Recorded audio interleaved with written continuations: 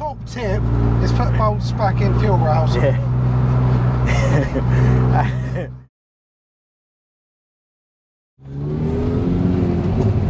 Is that my imagination? Have you done anything to like throttle should have sped it up a little bit.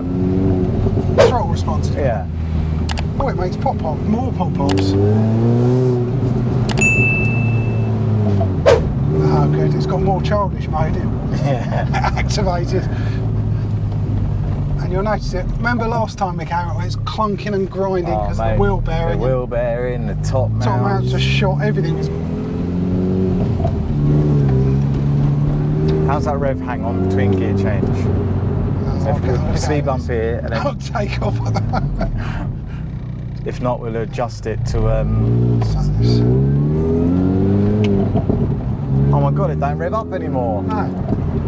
By magic. So that's just a setting to stop it going to carry on revving up.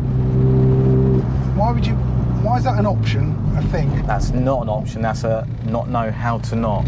Ah.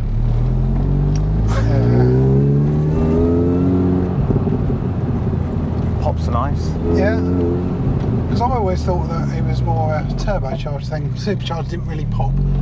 Or is that just a myth? Yeah, so everyone thinks it's got to be rich to pop, but it actually needs to be lean to pop. Oh. There you go. I thought you'd be more... If you make the car really rich, it won't pop, but if you lean it out, so it will, definitely be, if it's leaner, it'll pop and pop. And obviously when you're letting off the throttle, you want it to be a bit leaner than... Yeah.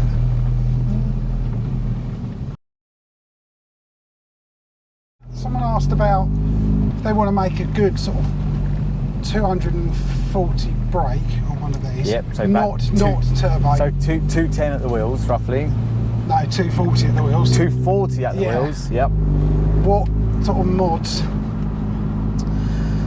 Realistically, you're going to need a damn good M45 supercharger.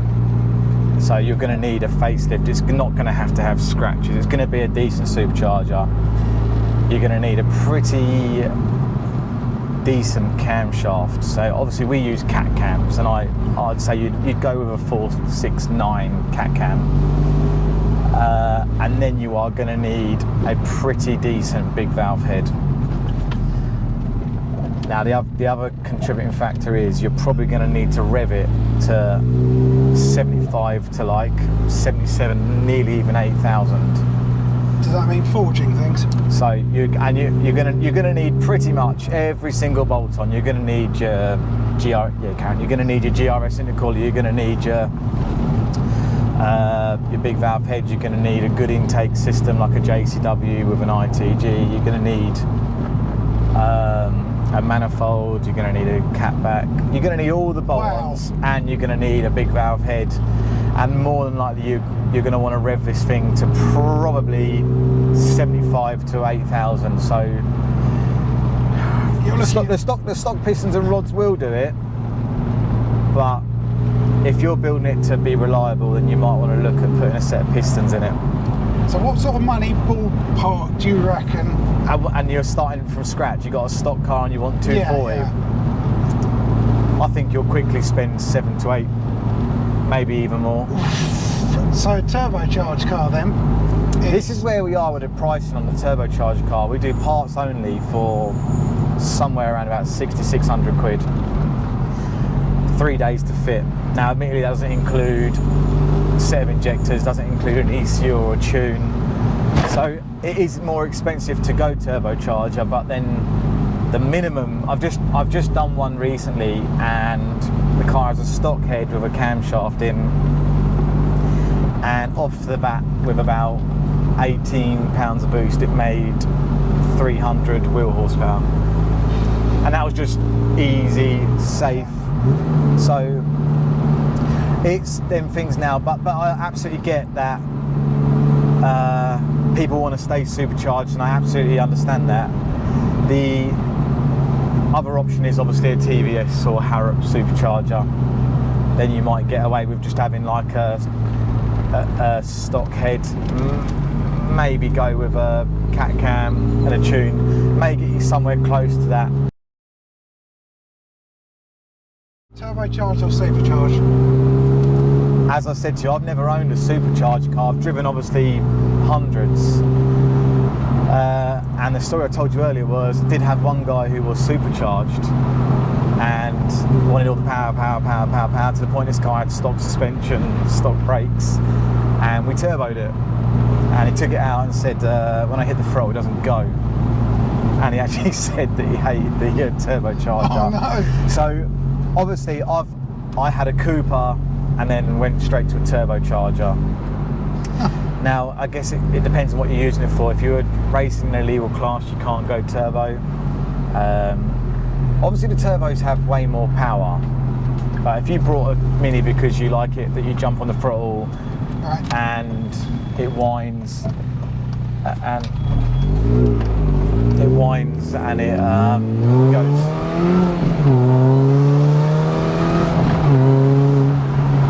If you wanted to do that every time, you need a supercharger. Yeah. Where so it's a different. Absolutely. And I have a bunch of guys recently that have all converted to turbo, and they went down the Harrops, the big valve heads. Now they're on turbos, and they said, I don't know why you do anything else other than go turbo. Wow. So I'm not one to push anyone to do anything, but what I normally say to people is, where do you see yourself in the car in 2 years, 3 years time? And what power do you want? Do you race it? That normally determines where you should go. So someone's just bought a Cooper S and they want to do some light mods. What would you...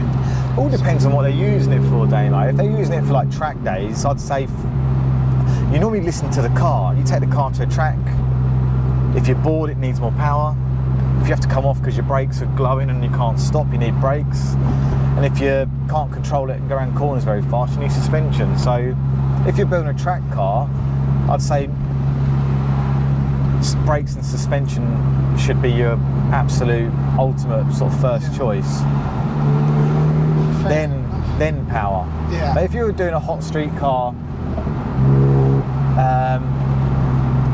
you want to do a pulley and intercooler full of the road round. You want to do a pulley and intercooler to get you a bit of power. Then you should look at some brakes, because it's not fun not stopping.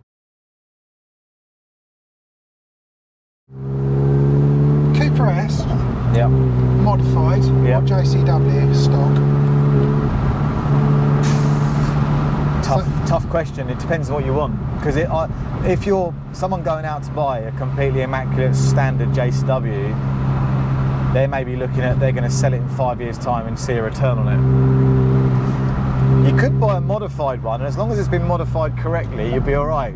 If you buy a modified one, it's been modified badly, or an overpriced. You said it. If you buy a badly modified one, you're going to fix tons of. You're only ever going to keep a JCW standard if you want to see a monetary return. Like you want to see a return on it in years to come. Otherwise, we'd all have modified cars, won't we? Because we're not worried about the return in 5 years, 10 years. That's interesting. It's, I suppose it's like GPs now, they're just so expensive. Yeah, they're going up, and it's hard to find. We're going to go right here. It's hard to find one that is not been modified. So for us, it's like when we're putting a guy comes to us and says, I want a pulley put on the GP. And I'm saying, well, don't put a pulley on, leave the 11% on, put a cam in it. Because if you ever want to go back to stock, take the cam out, take the injectors out, put your stock stuff back in, and the car's not been, whereas it's quite hard to put a pulley back on, unless you buy a completely different supercharger. So it's, So next, 15% pulley or 17%? We discussed this on a dyno, didn't we? Yeah. We said, if you're track day racing, 15%. If you're blatting it on the road from traffic light drag strips and stuff, 17. Your 17 is going to gain you more torque. Your 15 will more than likely gain you a bit more power at the top.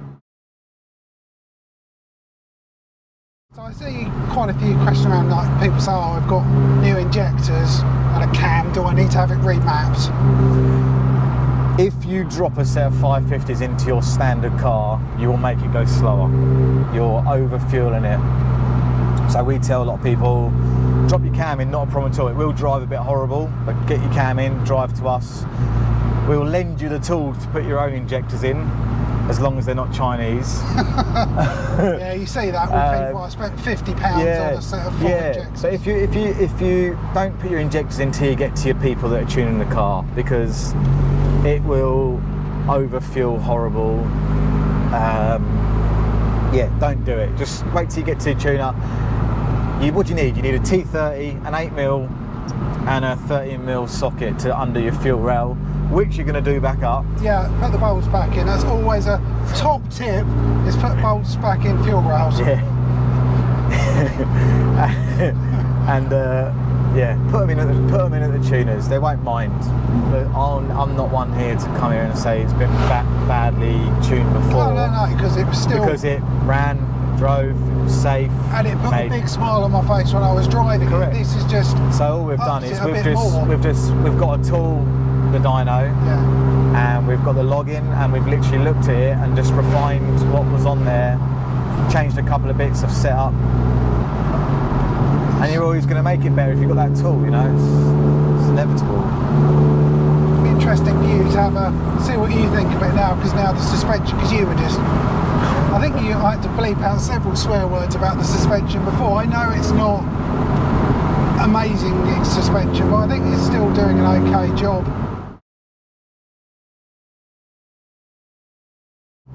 It feels so different, these Brembos, compared to other Minis I've driven with, like the standard. There's more travel on the brake pedal.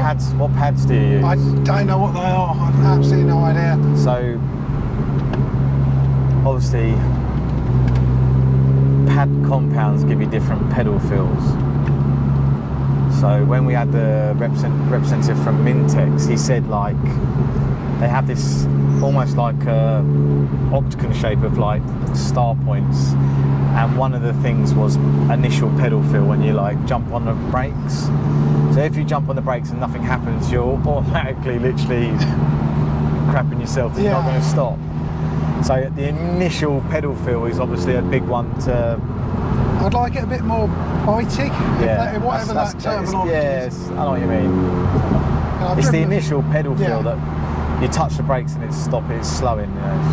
Yeah, because it's sort of, it's a lot softer. I'd sort of prefer it to be a bit more... It may just be pads, mate. It may just be pads.